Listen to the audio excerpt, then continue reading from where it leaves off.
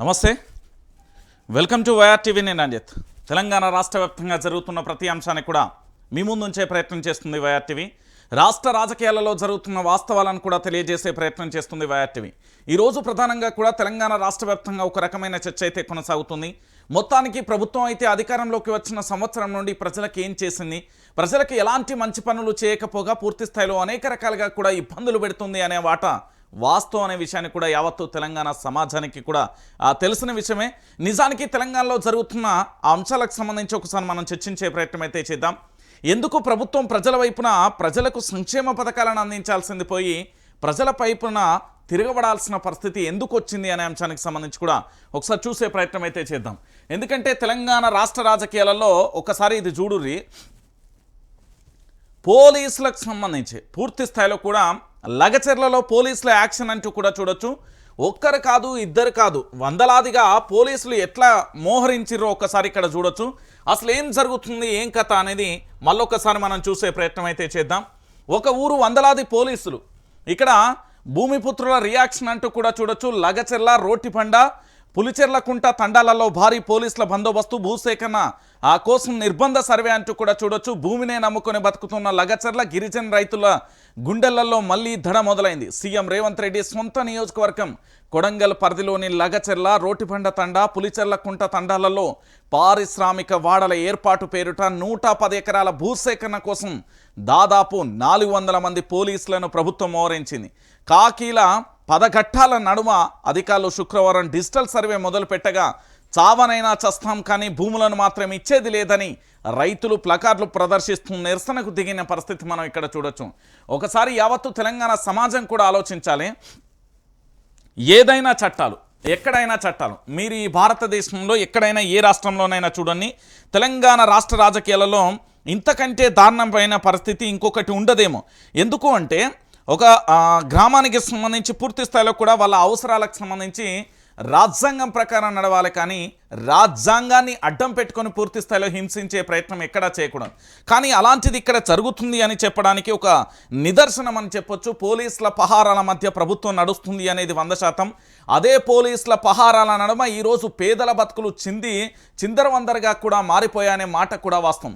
ఎందుకు నేను ఈ విషయాన్ని చెప్తున్నానంటే, తెలంగాణ ప్రాంత బిడ్డలారా, పోలీసుల నడుమ ఎందుకు ఇలాంటి పరిస్థితులు చోటు చేసుకుంటున్నాయనే అంశాన్ని కూడా మనం చర్చించాలి. ఈరోజు పూర్తి స్థాయిలో కూడా తెలంగాణ రాష్ట్ర రాజకీయాలలో జరుగుతున్న పరిణామాలలో మీరందరూ కూడా చూస్తున్న పరిస్థితి కనబడుతుంది. సో పూర్తిగా కూడా ఎటువైపు చూసినా కూడా ఒకటే అంశం చోటు చేసుకుంటుంది. ఏంటి అంటే ఇక్కడ రోటిబండ తండ కానీ దానితో పాటుగా లగచెర్ల కావచ్చు, పులిచెర్ల కుంట తండాలలో భారీగా కూడా పోలీసుల మోహరింపు దేనికి సంకేతం? ఇప్పుడు నా భూమి ఉందండి, నాకు ఇష్టం ఉంటే ఇస్తా, లేకపోతే లేదు.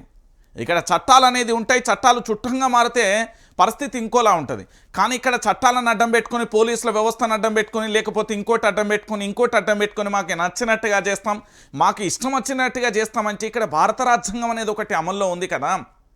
అంటే ప్రజలు ఇవ్వనప్పుడు, ప్రజాభిప్రాయ సేకరణ చేసినప్పుడు, ప్రజలు ఎట్టి పరిస్థితులలో మేము ఇవ్వము బాబు అని మొత్తుకుంటున్నా కూడా పోలీసులను పూర్తి స్థాయిలో అక్కడ రంగప్రవేశం చేపించి, పోలీసులను చూపించి ఇండైరెక్ట్గా వాళ్ళను బెదిరిస్తూ డిజిటల్ సర్వే చేస్తారనేది వాస్తవం. ఎందుకు అంటే ఇక్కడ చూడుర్రి, ఇక్కడ పోలీసుల యాక్షన్కు సంబంధించి చూసిళ్ళు, ఇక్కడ ప్రజల రియాక్షన్ కూడా చూడాలి భూమిపుత్రులకు సంబంధించి. ఎందుకంటే మేము చావనైనా చస్తాం కానీ భూమిని ఇచ్చేది లేదు అంటూ కూడా చెప్తున్న పరిస్థితి కనబడుతుంది. అంటే ఇంతమంది వీళ్ళు ఆగ్రహాన్ని వ్యక్తం చేస్తూ ఉంటే పూర్తిగా కూడా కనీసం ఎక్కడ కూడా ఈ లగచెర్లకు సంబంధించి ఒకసారి మళ్ళీ చూడరు, ఇక్కడ లగచెర్లకు మళ్ళీ పోలీసులు, మరోసారి సర్వేకి వచ్చిన అధికారులు, భూమిని ఇచ్చేది లేదని తెగేసి చెప్పిన గ్రామస్తులు, లగచెర్ల, రోటిబండ తండాకు కదలొచ్చిన గ్రామాలు, ప్లకార్డులు చేతపట్టి నిరసనలు తెలిపిన మహిళలు, అధికారులను అడ్డుకోవడంతో వెనుదిరిగిన వైనమంటూ కూడా చూడొచ్చు. లగచెర్ల లడాయికి ప్రభుత్వం మళ్ళీ సిద్ధమవుతుందా? రోటిబండ తండాకు వందలాది మంది పోలీసుల రాక దేనికి సంకేతం? ఫార్మాసిటీకి వ్యతిరేకంగా దండు కట్టిన జనం పైన రేవంత్ సర్కార్ మళ్ళీ జులం ప్రదర్శిస్తుందా అంటే అవుననే సమాధానం వస్తుంది. ఇండస్ట్రియల్ కారిడార్ అంటూ పేరు మార్చిన భూములు ఇవ్వడానికి జనం ససేమిరా అంటున్నా బలవంతంగా తీసుకుంటామంటే ప్రాణాలైనా ఇస్తాం, భూములను ఇవ్వమని తెగేసి చెప్తున్నారు. ఈ నేపథ్యంలో శుక్రవారం చోటు చేసుకున్న ఘటనలు తీవ్ర ఉద్రిక్తతలకు దారితీస్తాయి. స్థానికంగా పోలీసుల మోహరింపుతో సర్వత్రా కూడా ఆందోళన నెలకొన్న పరిస్థితి కనబడ్డది. అంటే పూర్తి స్థాయిలో కూడా ఇక్కడ చూడురి, సీఎం రేవంత్ రెడ్డి సొంత నియోజకవర్గం కొడంగల్లో తీవ్ర ఉద్రిక్తతలు నెలకొన్నాయి. వికారాబాద్ జిల్లా దుద్యాల మండలంలోని రోటిబండ తండాకు మరోసారి పెద్ద ఎత్తున పోలీసులు రావడం సంచలనంగా మారింది. మండలంలోని హకీంపేట, పోలపల్లి, లగచెల్ల, రోటిబండ తండా, పులిచెర్లకుంట తండాల పరిధిలోని ఇండస్ట్రియల్ కారిడార్ను ఏర్పాటు చేస్తున్న విషయం తెలిసిందే.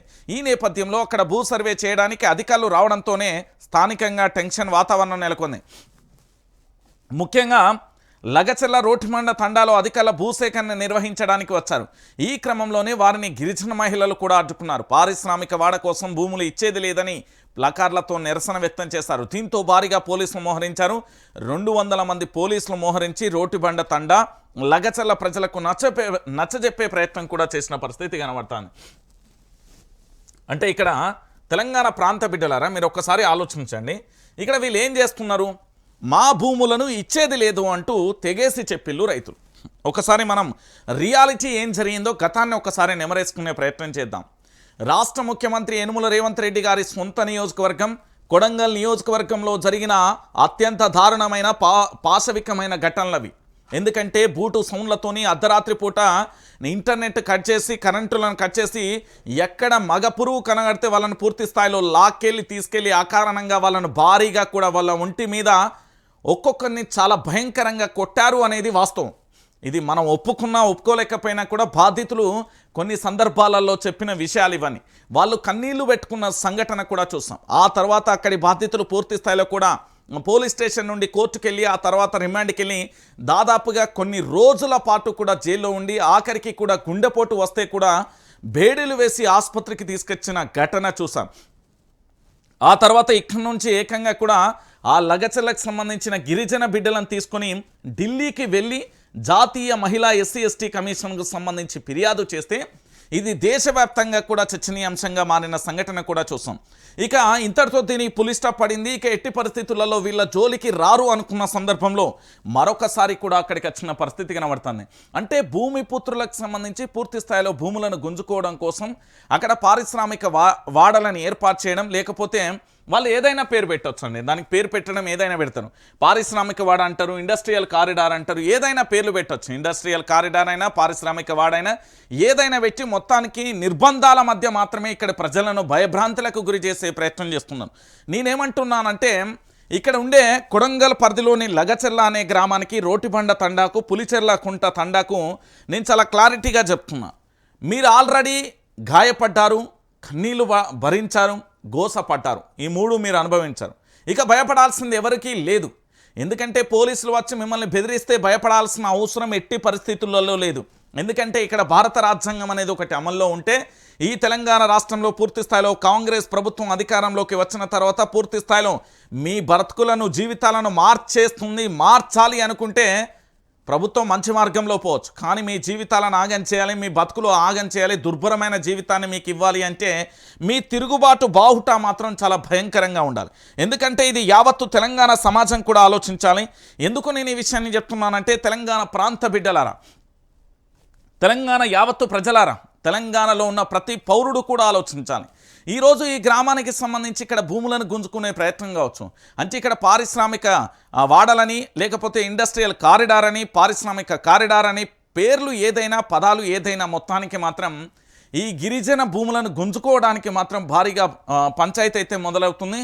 సో ఒకసారి మీరందరూ కూడా చూడండి, ఇంత పెద్ద మొత్తంలో పోలీసులు ఇక్కడికి రావాల్సిన అవసరమే ఉంది. ఆల్రెడీ ఇక్కడ 3 గ్రామాలకు సంబంధించి ఎవరైతే లగచెర్లకు, రోటిబండ తండా, పులిచెర్లకుంటకు సంబంధించిన ఈ తండా వాసులు ఆల్రెడీ మేము కూడా భూములు ఇవ్వం, మా భూములతోనే, ఇక్కడి భూములు ఏంది అంటే మేము బ్రతికేదే ఆ భూమిని నమ్ముకొని, మా భూములు మేము ఎట్టి పరిస్థితుల్లో ఇవ్వము అంటూ కూడా తెగేసి చెప్పిన పరిస్థితి కనబడుతుంది.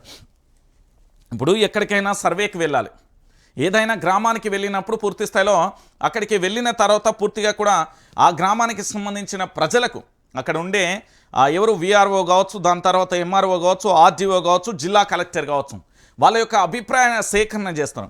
నాయన ఇట్లా ఇక్కడ పారిశ్రామిక కారిడార్ వస్తుంది, ఇండస్ట్రియల్కి సంబంధించి వస్తుంది, ఇండస్ట్రియల్ ఏరియానా, ఇండస్ట్రియల్ కారిడారే, మొత్తానికి పారిశ్రామిక వాడాలి, ఏదో ఒకటి అయితే ఇక్కడికి వస్తుంది, మీ భూములను మీరు ఇవ్వడానికి సిద్ధమా, మీకు ఇష్టమేనా అనే అభిప్రాయం ఒకటి ఉంటుంది. వాళ్ళ అభిప్రాయాన్ని పరిగణలోకి తీసుకున్న తర్వాతనే అక్కడ సర్వేలు కానీ ఇతరత్ర మొదలు పెట్టాలి. కానీ ఆ పరిగణలోకి తీసుకోకుండా ఇష్టానుసారంగా వీళ్లకు నచ్చినట్టుగా అన్నీ రాసేసుకుంటూ పోతున్న పరిస్థితి కనబడుతుంది. అంటే ఇది ఎంత బాధాకరమైన విషయం అనేది యావత్తు తెలంగాణ సమాజం కూడా ఆలోచించాలి. ఇంతకంటే ఘోరం, ఇంతకంటే దారుణం ఇంకేమైనా ఉంటుందా? యావత్తు తెలంగాణ ప్రాంత బిడ్డలు కూడా ఆలోచించాల్సిన పరిస్థితి కనబడుతుంది. ఈ తెలంగాణలో లగచర్ల మరొకసారి లడాయి చేస్తున్న పరిస్థితి కనబడుతుంది. తెలంగాణ రాష్ట్ర ప్రజల చూపంతా కూడా మళ్ళొక్కసారి లగచర్ల వైపు, రోటిబండ తండా వైపు, పులిచెర్ల కుంట తండా వైపు పడుతున్న పరిస్థితి కనబడుతుంది. పోలీసుల నిర్బంధంలో లగచర్లకు వెళ్ళడం ఎంతవరకు కరెక్టు? పూర్తి స్థాయిలో వాళ్ళు ఇప్పటికే న్యాయస్థానాలు, దాంతోపాటు ఎస్సీ ఎస్టీ కమిషన్ జాతీయ స్థాయిలో కూడా మొత్తుకున్నారు. మేము ఎట్టి పరిస్థితుల్లో మా భూములను ఇవ్వం, దాంతోపాటు మా భూములను ఇచ్చేది లేదంటూ కూడా తెగేసి చెప్పిన పరిస్థితి కనబడుతుంది. మరి అలా చెప్పినప్పటికీ కూడా ఎందుకు ఇంత దారుణంగా, ఇంత ఘోరంగా కూడా వ్యవహరిస్తున్నారు? ఇంత కర్కశంగా కూడా ప్రభుత్వం ఎందుకు వ్యవహరిస్తుంది అనేది ఇప్పటి వరకు కూడా ఏ ఒక్కరు కూడా చెప్పని పరిస్థితి కనబడుతుంది. దయచేసి యావత్తు తెలంగాణ సమాజం కూడా ఆలోచించాలి. తెలంగాణ ప్రాంత బిడ్డలారా, ఈరోజు ఏదో లగచెల్ల ఘటనకు మాత్రమే తెలంగాణ యావత్తు సమాజం కూడా ఈరోజు లగచెల్లే కదా మనకేమవుతుంది అనుకుంటే తీవ్రమైన ఇబ్బందులు ఎదుర్కోవాల్సిన పరిస్థితి ఏర్పడుతుంది. ఈరోజు లగచెర్ల అయినా, అక్కడ పులిచెర్ల కుంట అయినా, రోటిబండ తండ అయినా తెలంగాణ ప్రాంత బిడ్డలు. సీఎం సొంత నియోజకవర్గం అయినప్పటికీ కూడా మన బిడ్డలే కాబట్టి వాళ్ళకు సంపూర్ణమైన మద్దతు తెలియజేయాల్సిన పరిస్థితి ఉంటుంది. మద్దతు తెలియజేయాల్సిన బాధ్యత కూడా మనదే. ఈరోజు పూర్తి స్థాయిలో కూడా పోలీసుల యాక్షన్ కానీ, భూమిపుత్రుల రియాక్షన్ కానీ ఇక్కడ చూస్తున్నాం. మళ్ళీ ఇలాంటి సంఘటన తెలంగాణలో పునరావృతం కాకూడదు. ఎందుకంటే ఇష్టం ఉంటే భూములు ఇస్తారు, లేకపోతే లేదు. అవసరమైతే ప్రభుత్వ భూములు చాలా చోట్ల చాలా రకాలుగా కూడా ఏంది అంటే ఎట్టికి పడే ఉన్నాయి, వాటిని వాడుకోవచ్చు. ఇక్కడ నుండి దాదాపుగా ఒక 10-15 కిలోమీటర్లు పోతే కూడా ఇక్కడ ప్రభుత్వానికి సంబంధించిన భూములు భారీగా ఉన్నాయి. మరి వాటిని వదిలేసి కేవలం ఏంది పేద ప్రజల జీవితాల మీదనే పడతారు, వాళ్ళ బ్రతుకుల మీదనే పడతారు, వాళ్ళ పొట్టగొట్టే ప్రయత్నం చేస్తారు, వాళ్ళ జీవితాలను నడి రోడ్డు మీద వదిలేసే ప్రయత్నం చేస్తారు. ఎంతవరకు కరెక్టు అనేది కూడా ఒకసారి ప్రభుత్వం పునరాలోచన కూడా చేసుకోవాలి. ఎందుకంటే ఇక్కడ ఉన్నది అంతా గిరిజన బిడ్డలే కదా, వాళ్ళందరూ కూడా భూమిని నమ్ముకున్న బిడ్డలు. మరి వాళ్ళ జీవితాలతో ఆడుకుంటే ఈ రాష్ట్ర ప్రభుత్వానికి, నియోజకవర్గానికి సంబంధించిన ఎమ్మెల్యేకు అంటే రాష్ట్ర ముఖ్యమంత్రికి ఏమొస్తుంది? అయ్యా రేవంత్ రెడ్డి గారికి ఓటు వెయ్యమని చెప్పింది కూడా వాళ్ళే. ఓటు వేసినందుకు రాష్ట్ర ముఖ్యమంత్రి గారు ఇచ్చిన బహుమతిని చూస్తే కళ్ళు నివ్వరబోయే పరిస్థితి ఏర్పడింది. ఇక ఇంతకంటే దానం, ఇంతకంటే ఘోరమైన పరిస్థితి ఈ తెలంగాణలో లేదు అనుకోవచ్చు. అంటే ఈరోజు లగచెర్ల లడాయి చేస్తూ ఉంటే, రోటిబండ తండ కన్నీళ్లతోనే ఉంటే, పులిచెర్ల కుంట ఆవేదన వ్యక్తం చేస్తూ ఉంటే, పోలీసుల పహారాల మధ్య, పోలీసుల నిర్బంధాల మధ్య మళ్ళొక్కసారి బెదిరించే ప్రయత్నం చేస్తున్నారా? మరొకసారి భారత రాజ్యాంగాన్ని గీత దాడుతున్నారా? మరొకసారి నా నియోజకవర్గం నేను ఏదైనా చేస్తాం, ఏదైనా జరుగుతుంది అనుకుంటున్నారా? ఇది ముఖ్యమంత్రి గారి నియోజకవర్గం. ఇక్కడ ఏదైనా చేయొచ్చు, ఏదైనా దోచుకోవచ్చు, ఏదైనా దాచుకోవచ్చు, మేము ఆడిందే ఆట, మేము పాడిందే పాట అంటే తెలంగాణలోని మిగతా నియోజకవర్గాల ప్రజలు చూస్తూ ఊరుకుంటారా? మానుకోట రణమైంది కదా. ఉమ్మడి ఆంధ్రప్రదేశ్లో వైఎస్ జగన్మోహన్ రెడ్డి తెలంగాణకు వ్యతిరేకంగా పర్యటన చేస్తూ ఉంటే ఆ రోజు రాళ్ళు రణం చేసినాయి. ఈరోజు కూడా లగచెర్ల, కొడంగల్ నియోజకవర్గంలో మరొకసారి రణం మొదలు పెట్టడానికి అందరూ సిద్ధమయ్యే పరిస్థితి కూడా వస్తుంది. కానీ ఇలాంటి పరిస్థితులు పునరావృతం కాకుండా చూడాల్సిన ప్రభుత్వం మళ్ళీ ఏంది అంటే పుండు మీద కారం జల్లినట్టుగా 10 రోజులకోసారి వాళ్ళని మళ్ళీ రెచ్చగొట్టి పూర్తి స్థాయిలో ఇబ్బందులు పెట్టే ప్రయత్నం చేస్తుంది.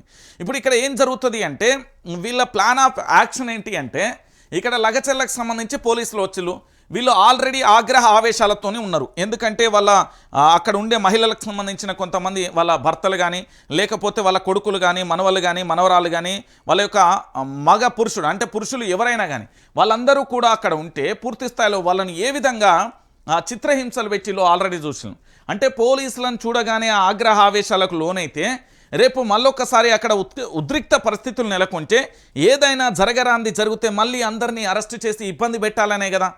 అంటే ఒక ప్లాన్ ఆఫ్ యాక్షన్తోనే కదా అక్కడికి వెళ్ళింది. ఈ ప్రభుత్వం ఇకనైనా మారకపోతే తెలంగాణ యావత్తు ప్రజలే బుద్ధి చెప్తారు. నేను చెప్తున్నా కదా, తెలంగాణ ప్రాంత బిడ్డలే చెప్తారు. ఇప్పటికైనా ఈ ప్రభుత్వం మారకపోతే ఇక్కడ అవ్వే ఏమంటాందో ఈయన రేవంత్ రెడ్డి గారు, గౌరవ రాష్ట్ర ముఖ్యమంత్రి, తెలంగాణ రాష్ట్ర ముఖ్యమంత్రి యనుమల రేవంత్ రెడ్డి గారు, మీరు తెలంగాణ రాష్ట్ర వ్యాప్తంగా చాలా వరకు చూసే ఉంటారు. మీ రాజకీయ అనుభవంలో మేము చెప్పేవాళ్ళం కాదు కానీ అనేక ఎత్తుపల్లాలను చూసే ఉంటారు. తొక్కుకుంటూ వచ్చిర్రా, పేగులు మెడలేస్తారా, చెట్టు గట్టేసి లాగుల తొండలు జొర్రేస్తారా, ఇవన్నీ సెకండరీ, ఇవన్నీ మీరు మాట్లాడిన మాటలే, వాటన్నింటినీ నేను పరిగణలోకి తీసుకోవట్లేదు. కానీ నేను కొన్ని విషయాలు చెప్తాను. ఈ తెలంగాణలో పేదవాడు బ్రతకాలన్నా, పేదవాడు కనీసం వాళ్ళ యొక్క జీవితాన్ని కాలం వెళ్ళదీయాలన్నా ఎలాంటి పరిస్థితులు ఎదుర్కొంటున్నాడో మీ అందరికీ తెలిసిన విషయమే. ఒకసారి ఇక్కడ ఈ తల్లి ఏమంటుందో ఒకసారి చూడు. నా కడుపు కొడితే మీకేమొచ్చింది? ఇగో ఈ తల్లి అడుగుతున్నది. తెలంగాణ ప్రజలారా ఒకసారి చూడురి, ఈ తల్లి ఏమడుగుతున్నది అంటే, నా కడుపు కొడితే మీకేమొచ్చింది ముఖ్యమంత్రి గారు? నా కడుపు కొడితే ఈ కాంగ్రెస్ ప్రభుత్వానికి ఏమొచ్చింది? నా కడుపు కొడితే ఈ కాంగ్రెస్ పార్టీ నేతలకు ఏమొచ్చింది? నా కడుపు కొడితే ఈ అధికారులకు ఏమొచ్చింది? నా కడుపు కొట్టడం వల్ల మీకు జరిగిన లాభం ఏంటి? నా కడుపు ఎందుకు కొడుతున్నారు అంటూ ఈ తల్లి తన కన్నీళ్లతోని ఆగ్రహ ఆవేశాలతోని అడుగుతున్నది. ఏమడుగుతున్నది ఒకసారి ఇక్కడ చూడుర్రి. ఏయ్ రేవంత్ రెడ్డి అడుగుతున్నది, ఆ తల్లి అడుగుతున్నది, నేను అనట్లే. ఏ రేవంత్ రెడ్డి, నీకు అమ్మ అక్క చెల్లెళ్ళు ఉంటే నాలాంటోళ్లకు అన్యాయం జరగదు. నీ కుటుంబంలో కూడా ఆడబిడ్డలు ఉంటారు, భార్య పిల్లలు, నానమ్మ అమ్మమ్మ లేకపోతే అక్క చెల్లెలు ఉంటారు. నాకు అన్యాయం జరగవద్దు, నాలాంటోళ్లకు అన్యాయం జరగవద్దు. ఎందుకంటే నేను కూడా నీ ఇంటి ఆడబిడ్డనే, నాకు ఇట్లా ఎట్లా అన్యాయం చేస్తావు రేవంత్ రెడ్డి అని అడుగుతున్నది ఆడబిడ్డ. నీ ప్రభుత్వంలోనే మా పేదోళ్లకు కష్టాలు వచ్చినాయి, నా పాల కేంద్రాన్ని నాశనం చేసిండ్రు, నేనేమన్నా అక్రమ దందాలు చేస్తున్నానా? కాంగ్రెస్కు ఏం అన్యాయం చేసినాని ఏం అన్యాయం చేశామని కూలగొట్టిర్రు? 20 ఏళ్ల నుంచి కాంగ్రెస్లోనే ఉన్నందుకు ఈ శిక్షణ. నీకు నీతి నిజాయితీ ఉంటే ఎట్లా కూలగొట్టినవో అట్లా మళ్ళీ కట్టి, లేకుంటే నీ పార్టీ నాశనం అయిపోతుంది. ఏంది శుక్రవారం ఉప్పల్ చిల్కానగర్లోని తన పాల కేంద్రాన్ని బుల్డోజర్లతో కూలగొట్టిన సర్కార్పై బాధితురాలు రాధికా గౌడ్ ఆక్రోశం అంటూ కూడా చెప్పిన పరిస్థితి కనబడుతుంది. ఇందులో చాలా కీలకమైన అంశాలు ఉన్నాయి, ఇది యావత్తు తెలంగాణ సమాజం కూడా గ్రహించాలి. ఇందులో కీలక అంశాలు ఏంటి అంటే, ఒక్కసారి గిది, నేనేమైనా అక్రమ దందాలు చేస్తున్నానా అంటే, నేనేమన్నా సారమ్ముతున్నానా, గంజాయి అమ్ముతున్నానా, లేకపోతే పూర్తి స్థాయిలో అక్కడ ఏమైనా వ్యభిచారాలు నడుస్తున్నాయా, లేకపోతే ఉగ్రవాద మూకలకు సంబంధించిన కదలికలు ఉన్నాయా, ఎలాంటి తప్పులు చేస్తున్నా, నేను ఏ తప్పు చేస్తున్నా, ఏ అక్రమ దందా చేస్తున్నా అనేది కూలగొడతారు అంటూ ఆ తల్లి అడుగుతున్నది. ఈరోజు రాష్ట్ర ప్రభుత్వాన్ని, రాష్ట్ర ముఖ్యమంత్రి గౌరవ యనుమల రేవంత్ రెడ్డి గారిని ఈ తల్లి అడుగుతున్నది. మీ ఇంట్లో ఆడపిల్లలు ఉంటారు, నేను కూడా మీ ఆడపిల్లలు ఎక్కనే కదా, 20 ఏళ్ల నుంచి పాల కేంద్రం నడుపుకుంటున్నా చిన్న డబ్బా పెట్టుకొని, నేను కూడా కాంగ్రెస్ పార్టీకి సంబంధించిన కార్యకర్తనే. 20 ఏళ్ల నుంచి కాంగ్రెస్ పార్టీ జెండా మోసిన ఆడపిల్లనే, 20 ఏళ్ల నుంచి కాంగ్రెస్ పార్టీ జెండా పట్టుకొని తిరిగిన కార్యకర్తనే. అంటే 20 ఏళ్ళు జెండా పట్టుకొని మోసినందుకు నా శిక్ష, ఇలాంటి శిక్ష విధించినవా రేవంత్ రెడ్డి అంటూ ఈ ఆడబిడ్డ అడుగుతున్నది తెలంగాణ రాష్ట్ర వ్యాప్తంగా కూడా. ఒకసారి చూడండి ప్రజలరా, ఈ ఆడబిడ్డ ఏమని అడుగుతున్నది అంటే, 20 ఏళ్ళు కాంగ్రెస్ పార్టీ జెండా పట్టుకొని మోసిందట, 20 ఏళ్ల నుంచి కాంగ్రెస్ పార్టీ పోరాటం చేస్తున్నారు, 20 ఏళ్ల నుంచి కాంగ్రెస్ పార్టీకి సంబంధించి నీతి నిజాయితీ నిబద్ధతతోని క్రమశిక్ష కలిగిన కార్యకర్తగా పనిచేస్తూ ఉంటే, ఈరోజు కాంగ్రెస్ పార్టీ వచ్చి ఏం చేసిందంటే, ఆ కాంగ్రెస్ పార్టీ జెండా మోసిన ఈ తల్లి కూడా కూడగొట్టింది. కాంగ్రెస్కు ఏం అన్యాయం చేశామని కూలగొట్టిళ్ళు? 20 ఏళ్ల నుంచి కాంగ్రెస్లోనే ఉంటున్నందుక ఈ శిక్ష. నీకు నీతి నిజాయితీ ఉంటే మళ్ళీ ఎట్లున్నదో గట్లా కట్టి అని అడుగుతున్న పరిస్థితి కనబడుతుంది. అంటే పేదోళ్ళ బతుకులను ఎట్లా చిందరవందర చేస్తుంది అని చెప్పడానికి ఒక ఉదాహరణ. ఎందుకు ఈ విషయాన్ని చెప్తున్నానంటే, యావత్తు తెలంగాణ సమాజం కూడా ఆలోచించాలి. ఈరోజు మన బ్రతుకులు ఎట్లున్నాయి, మన భవిష్యత్తు ఎట్లున్నది, రేపు పొద్దుగాల బతుకులు ఏంది, ప్రభుత్వం అంటే ప్రజలకు ఉపయోగకరంగా ఉండేలా చూడాలి. ఇప్పుడు నేనేమంటున్నానంటే, మీరు గిక్కనే ఉంటుంది ఏంది, మన సికింద్రాబాద్ నుంచి ఈ ఉప్పల్ పోయే రూట్లో అక్కడ టనెల్ దాటిన తర్వాత ఎడమ సైడు కూరగాయలకు సంబంధించిన మార్కెట్ ఉంటుంది. అలా ప్రభుత్వానికి సంబంధించిన ఎక్కడైనా స్థలం ఉంటే ఈ పేద బిడ్డలకు ఇస్తే వాళ్ళు అక్కడ పెట్టుకొని వీళ్ళు ఏం చేస్తారండి, పాలు అమ్ముకుంటారు. పాల వ్యాపారానికి సంబంధించిన డబ్బా అండి, అది పాల కేంద్రాన్ని నాశనం చేసేళ్ళు. ఏడ్చింది, దండం పెట్టింది, అడ్డం పెట్టి అక్కడ అడ్డము అదేంది దానికి ఈ మిషన్కు అడ్డం పోయింది, వాళ్ళ దండం పెట్టింది, కాలు మొక్కింది, ఆగ్రహ ఆవేశాలను వ్యక్తం చేసినా కూడా ఏ ఒక్కరూ కనికరించలే. అయ్యా నేను కాంగ్రెస్ పార్టీ జెండా మోసినా, నేను కాంగ్రెస్ పార్టీ జెండా కోసం పనిచేసినా, నేను ఒక కార్యకర్తను, 20 ఏళ్ల నుంచి కాంగ్రెస్ పార్టీలో ఉన్నా, కాంగ్రెస్ పార్టీలో ఉన్నందుకు నాకు ఈ శిక్ష అంటూ కూడా ఈ తల్లి అడుగుతున్నది. ఈరోజు ఈ తల్లి అడుగుతున్నది, 20 ఏళ్ల నుంచి నేను కాంగ్రెస్ పార్టీలో ఉన్నందుకే నాకు శిక్ష వేసింది. ఇదెక్కడి ఘోరం, ఇదెక్కడి నేరం, ఇదెక్కడి పంచాయతీ? కాంగ్రెస్ పార్టీకి ఓటే అని చెప్పినందుకే ఈరోజు పూర్తి స్థాయిలో నా పాల కేంద్రాన్ని కూల్చేస్తున్నారు అని తల్లి అడుగుతున్నది. ఇక్కడ చాలా క్లారిటీగా అడిగింది, ఏ రేవంత్ రెడ్డి, నీకు అమ్మ అక్క చెల్లెలు ఎట్లా ఎట్లా ఇగో చూడు, నీకు అమ్మ అక్క చెల్లెలు ఉంటే నాలాంటోళ్లకు అన్యాయం చేయొద్దు అని అడుగుతున్నా. ఎందుకు అంటే ఆ తల్లి యొక్క ఆగ్రహావేశం. మీ ఇంట్లో ఆడబిడ్డలు ఉన్నారు, ఆడబిడ్డ లెక్కనే నేను కూడా ఆడబిడ్డనే, నా జీవితాన్ని ఆగం చేయకు, పాలకేంద్రాన్ని నడుపుకొని నా కుటుంబాన్ని ఎల్లదీసుకుంటున్నా, కడు పేదరికానికి సంబంధించిన ఒక మధ్యతరగతి పేద ఆడబిడ్డను, మళ్ళీ కాంగ్రెస్ పార్టీ జెండా మోసిన ఆడబిడ్డను రేవంత్ రెడ్డి ఇట్లా చేసుడు కరెక్టేనా అని తల్లి అడుగుతున్నాను. అంటే కాంగ్రెస్ పాలనలో కాంగ్రెస్ పార్టీ కార్యకర్తలకు కూడా రక్షణ లేదు. చాలామంది ఏంది అంటే కాంగ్రెస్ పార్టీ అధికారంలోకి వచ్చింది మా ప్రభుత్వం కదా వచ్చిందని అనుకుంటున్నారు, కానీ మీ ప్రభుత్వమే మీ జీవితాలను ఆగం చేసే పరిస్థితి ఉంది, మీ ప్రభుత్వమే మీ బతుకులను ఆగం చేసే పరిస్థితి కనబడుతుంది. ఈరోజు తెలంగాణ రాష్ట్ర వ్యాప్తంగా జరుగుతున్న చర్చ కూడా ఇదే, ఇదెక్కడి పంచాయతీ అనేది చాలామంది కూడా అడుగుతున్న పరిస్థితి కనబడుతుంది. ఎందుకంటే తెలంగాణ రాష్ట్ర వ్యాప్తంగా కూడా ఇదే జరుగుతున్నది. ఇక మరొక అంశం కూడా చూడాలి. మొత్తానికి కాంగ్రెస్ పార్టీ అధికారంలోకి వచ్చింది, 365 రోజులు కాస్త దాటిపోయింది, సంవత్సరం అవుతుంది. సంవత్సరం అయిన తర్వాత ప్రజలలో తీవ్రమైన వ్యతిరేకత వచ్చింది. ఏ దిక్కు చూసినా దిక్కులన్నీ బిక్కెట్టెళ్ళేలా ప్రజలందరూ కూడా ఆగ్రహం వ్యక్తం చేస్తున్నారు. ఏ వర్గం కూడా తెలంగాణలో సంతోషంగా లేదు, ఏ వర్గం కూడా శాంతింపజేసే పరిస్థితుల్లో నిరుద్యోగులు ఆందోళన వ్యక్తం చేసిన పరిస్థితి చూస్తాం, రైతులు ఆందోళన వ్యక్తం చేసిన పరిస్థితి చూస్తాం, కార్మికులు ఆందోళన వ్యక్తం చేసిన పరిస్థితి చూస్తాం. దాంతోపాటు అనేక వర్గాలు, రాజకీయ వర్గాలు కూడా అసమ్మతి వ్యక్తం చేసిన పరిస్థితి చూస్తాం. సొంత పార్టీకి సంబంధించిన వ్యక్తులే ఏంది అంటే ఆగ్రహాన్ని వ్యక్తం చేశాయి. ఏ వర్గం కూడా శాంతియుతంగా లేని పరిస్థితి చూస్తాం, అన్ని వర్గాలు కూడా ఆగ్రహ ఆవేశాలతో ఉన్న పరిస్థితి చూస్తాం. ఇలాంటి పరిస్థితులలో ఈరోజు ఏంది కాంగ్రెస్ పార్టీ మీద వ్యతిరేకత తీసుకురావడంతో, కాంగ్రెస్ పార్టీ మీద వ్యతిరేకత రావడంతో ఆ పార్టీ సహించలేక విపక్ష పార్టీల మీద ఒక కుట్ర చేసిందని, ఆ కుట్ర కాస్త ఎవడు కొడితే దిమ్మ తిరిగి మైండ్ బ్లాక్ అయ్యి వైట్ అయ్యి రెడ్ అవుతుందో అని పోకిరి సినిమాలో డైలాగ్ ఉంటుంది కదా, ఆ డైలాగు రివర్స్ అయిపోయింది. ఎందుకు నేను ఈ విషయాన్ని చెప్తున్నా అంటే ఒక వార్త ఉంటుంది చూడరు. దివాలాకోరు ఎత్తుగడ, బీఆర్ఎస్ను బదనాం చేయబోయి కాంగ్రెస్ సర్కార్ బొక్కబోర్ల, జామిట్ కథ మొత్తం అడ్డం తిరిగింది. ఏమైంది? కేసీఆర్ పాలనలో రాష్ట్రం దివాలా తీసిందంటూ చాటింపు, వ్యాపారాలు పెట్టుబడిదారులకు రాష్ట్రంపైన సడలిన నమ్మకం, ఏడాదిలో 30,000 కోట్లకు పైగా తెలంగాణకు నష్టం, భవిష్యత్తు అగమ్య గోచరమేనని కాంగ్రెస్ సీనియర్ల ఆందోళన, బీఆర్ఎస్ హయాంలో ఏటా 14,000 కోట్లు పెరిగిన ఆదాయం, ఏడాది కాంగ్రెస్ పాలనలో 16,000 కోట్ల వరకు కూడా తగ్గుదల అంటూ కూడా చూసిన పరిస్థితి కనబడుతుంది. తెలంగాణ రాష్ట్రంలో కాంగ్రెస్ పార్టీ అధికారంలోకి రావడం వల్ల, ఈ కాంగ్రెస్ పార్టీ చేస్తున్న వికృత చేష్టల వల్ల, ఒక ప్రణాళికాబద్ధమైన నిర్ణయాలు తీసుకోకపోవడం వల్ల, ఒక అనాలోచితమైన నిర్ణయాలు తీసుకోవడం వల్ల ఈ తెలంగాణ రాష్ట్రానికి ఏడాది కాలంలో 30,000 కోట్ల రూపాయల నష్టం వాటిల్లింది. ఇది తెలంగాణ ప్రతి బిడ్డకు, ప్రతి ప్రజలందరూ కూడా నష్టపోయిన పరిస్థితి కనబడుతుంది. రాష్ట్రం దివాలా తీసిందని స్వయంగా ముఖ్యమంత్రి పేర్కొనడం రాక్షస ఆనందానికి ప్రతీక. రాష్ట్ర ప్రగతిని, అభివృద్ధిని కాంక్షించే ఏ ప్రభుత్వమైనా ఇంత బాధ్యతారాహిత్యంగా ఉండకూడదు.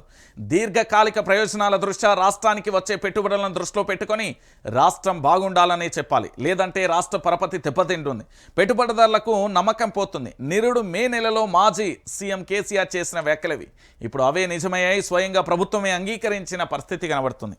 ఇప్పుడు మనకు అప్పున్నా సప్పున్నా ఎట్లున్నా మన తెలంగాణ రాష్ట్రం బాగున్నది, ఇక్కడ అన్ని వనరులున్నాయి, అద్భుతంగా ఉందని చెప్పాల్సిన ముఖ్యమంత్రి గారు ఈ తెలంగాణ రాష్ట్రంలో పూర్తి స్థాయిలో మా తెలంగాణ రాష్ట్రం అప్పులపాలైపోయింది, ఇక్కడ పెట్టుబడులు రావట్లేదు, పరిశ్రమలు రావట్లేదు, అనేక రకాలుగా ఇబ్బందులు ఉన్నాయి, ఇక్కడ కార్మికులు దొరకట్లేదు, నీటి వనరులు అన్ని రకాలుగా ఇబ్బందులు అవుతున్నాయని చెప్పే పరిస్థితి ఏర్పడింది. అంటే తెలంగాణ యావత్తు సమాజం కూడా ఒకసారి ఆలోచించాలి, తెలంగాణ ప్రజలు కూడా ఆలోచించాలి. మన యొక్క భవిష్యత్తును మనం మార్చుకుందామా, లేకపోతే భవిష్యత్తుకు సంబంధించి పూర్తి స్థాయిలో అగమ్య గోచరంగా మార్చుకుందామా? ఇదెక్కడి పాలన అనేది తెలంగాణ ప్రాంత బిడ్డలు అడగరా? 30,000 కోట్ల రూపాయల నష్టమండి తెలంగాణ రాష్ట్రానికి కాంగ్రెస్ పార్టీ అధికారంలోకి వచ్చిన తర్వాత. ఎందుకంటే కాంగ్రెస్ పార్టీ తీసుకునే అడగోలు నిర్ణయాల వల్ల, హైడ్రా వల్ల కావచ్చు, మూసీ వల్ల కావచ్చు, ఇతరత్ర నిర్ణయాల వల్ల పూర్తి స్థాయిలో రాష్ట్రానికి సంబంధించిన ఖజానా 30,000 కోట్ల రూపాయలు నష్టం వచ్చిందండి తెలంగాణకు. ఇంతకంటే దారం ఏముంటుందని? బీఆర్ఎస్ హయాంలో 14,000 కోట్లకు పెరిగిన ఆదాయం ఈరోజు కాంగ్రెస్ పార్టీ అధికారంలోకి వచ్చిన తర్వాత 16,000 కోట్లకు సంబంధించి నష్టంగా వాటిల్లుతున్నది. 16,000 కోట్ల రూపాయలకు తగ్గిపోయింది. అంటే ఒక రాష్ట్రాన్ని ప్రణాళికాబద్ధంగా తీర్చిదిద్దే ఆలోచనలో ప్రభుత్వం ఉండాలి, కానీ ఈ ప్రణాళికాబద్ధమైన ఆలోచన లేకుండా ఇష్టానుసారంగా ఎవరికి నచ్చినట్టుగా వాళ్ళు చేస్తే ఏం జరుగుతుంది ఈ తెలంగాణలో? తెలంగాణ ప్రాంత ప్రజలందరూ కూడా ఆలోచించాల్సిన విషయం ఇది. అంటే ఒక రాష్ట్రాన్ని ఉరుకుల పరుగులు పెట్టించాల్సింది పోయి ఒక రాష్ట్రాన్ని పూర్తి స్థాయిలో నష్టాల పాలు చేస్తే ఇది ఎక్కడి న్యాయం అని మనం అడగకూడదా? ఇది ఎక్కడిది అని మనం మాట్లాడకూడదా? ఇంతకంటే దారుణమైన విషయం ఇంకొకటి ఉంటుందా? ఈరోజు కాంగ్రెస్ పార్టీ అధికారంలోకి రావడం వల్ల 30,000 కోట్ల రూపాయల నష్టం వచ్చింది తెలంగాణకు. బీఆర్ఎస్ హయాంలో ఇదే తెలంగాణలో దాదాపుగా 14,000 కోట్ల రూపాయలకు సంబంధించి ఏటా లాభాలు వస్తే ఈరోజు కాంగ్రెస్ హయాంలో దాదాపుగా 16,000 కోట్ల రూపాయలకు సంబంధించిన తగ్గుదలైంది. అంటే ఏం జరుగుతుంది? ఇంతకంటే ఘోరం ఇంకే ఉంటుంది తెలంగాణ ప్రాంత బిడ్డలారా? ఇంతకంటే దారుణం ఇంకే ఉంటుంది అంటున్నా. రాష్ట్రం మొత్తం అప్పుల పాలు చేసి దివాలా పాలు చేస్తున్నది కదా కాంగ్రెస్ పార్టీ. ఇంతకంటే ఘోరం ఇంతకంటే దారుణం ఇంకేముంటుంది? ఇక ఇంకొక అంశాన్ని పోదాం మన ముఖ్యమంత్రి గారికి సంబంధించి. ఏది ముఖ్యమంత్రి నిన్న నేను జాతీయ మీడియా చూస్తూ ఉండే మధ్యాహ్నం ఆ సమయంలో పూర్తి స్థాయిలో కూడా. అయితే ఒక వార్తను చూసిన నాకు చాలా విచిత్రం వేసింది. సోషల్ మీడియాలో కూడా అది ట్రోల్ అవుతుంది. బహుశా జార్ఖండ్కు సంబంధించిన ఎమ్మెల్యేలకేమో రాహుల్ గాంధీ అపాయింట్మెంట్ ఇచ్చాడు, తెలంగాణ రాష్ట్రానికి సంబంధించిన వ్యక్తులకు మాత్రం అపాయింట్మెంట్ ఇవ్వలే. అరే ఢిల్లీ దగ్గర మోకరిల్లాల్సిన పరిస్థితి ఏంటండి? నాకు అర్థం కాదు. ఇది ప్రత్యేక తెలంగాణ రాష్ట్రం, పోరాడి సాధించుకున్న రాష్ట్రం, మెడలు వంచి తెచ్చుకున్న రాష్ట్రం. ఈ రాష్ట్రానికి సంబంధించిన ఒక పౌరుడు ఢిల్లీకి వెళ్ళి ఏదైనా పార్టీ దగ్గర నిలబడితే ఆ పార్టీ ఉరుక్కుంటూ వచ్చి రెడ్ కార్పెట్ వేసి స్వాగతం పలకాలి. అరే మన ఎమ్మెల్యేలు మొత్తం ఆడ నిల్చా ఉంటే చాలా ఇజ్జత్ అనిపించిందండి.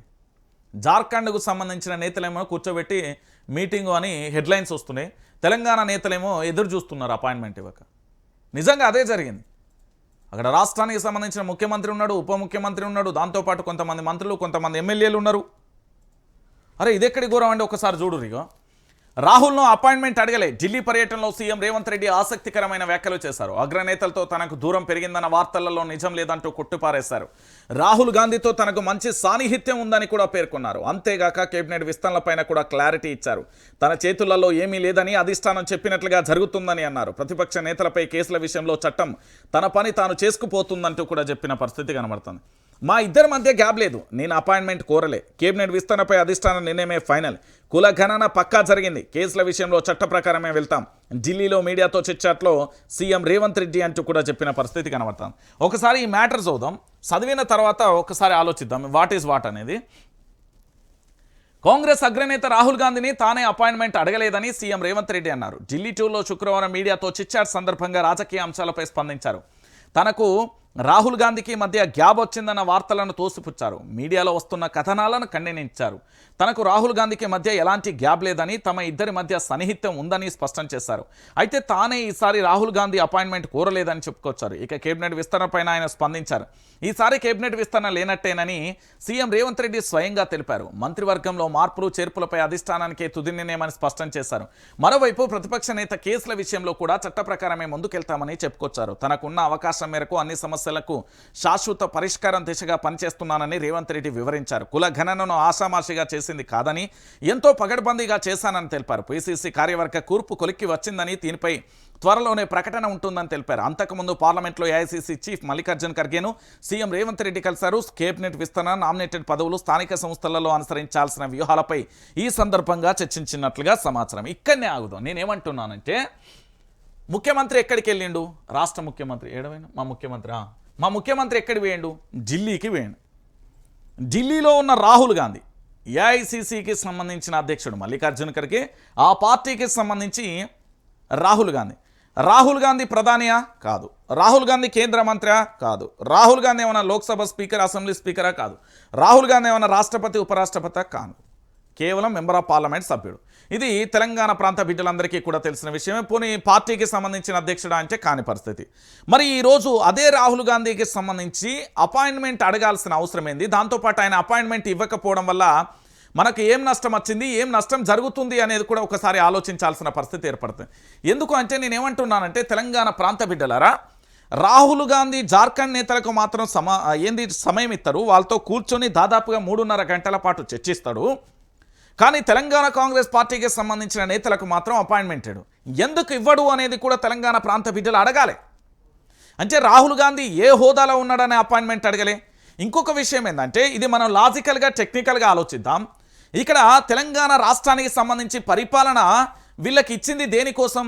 తెలంగాణలోని 4 కోట్ల మంది ప్రజలను పరిపాలించమని మనం ఇచ్చినమా, లేకపోతే ఢిల్లీకి సంబంధించిన రాహుల్ గాంధీ చెప్పినట్టే చేయమని ఇచ్చినమా, లేకపోతే కాంగ్రెస్ పార్టీ మీద నమ్మకంతో ఈ తెలంగాణలో పరిపాలన చేయమని చెప్పినవా?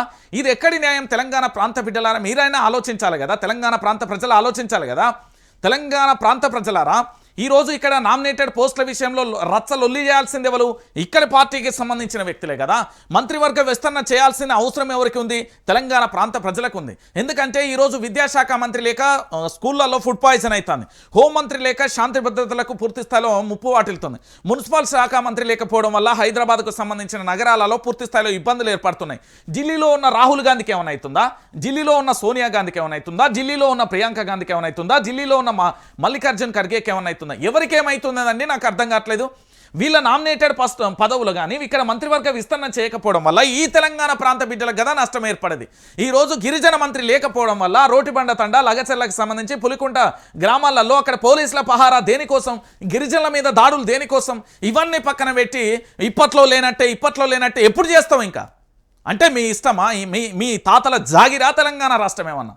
మీ అయ్యల జాగిరా తెలంగాణ రాష్ట్రం? వాట్ నాన్సెన్స్ ఏంది ఇది? తెలంగాణ కాదా? ఇప్పట్లో లేదు ఎవరు వీళ్ళంతా ఎవరు అసలు నాకు అర్థం కాదు. తెలంగాణ రాష్ట్రంలో మంత్రివర్గ విస్తరణ చేయకపోతే ఎలా? ఇప్పటి వరకు మంత్రివర్గ విస్తరణ లేకపోవడం వల్ల ఎంతమంది ప్రాణాలను తీసింది ఈ ప్రభుత్వం. ఎస్, ప్రభుత్వ హత్యలే బాజాబ్తుగా మాట్లాడొచ్చు.